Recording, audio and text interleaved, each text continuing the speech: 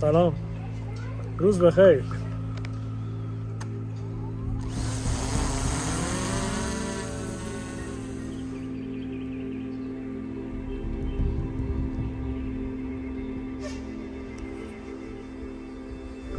دوست دارم از این به بعد با قدرت بیشتری ادامه بدیم.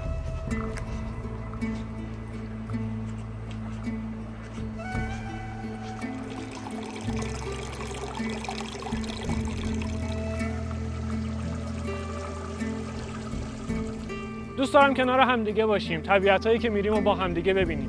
اینجا هم روستای شهرستانکه. با من همراه باشید.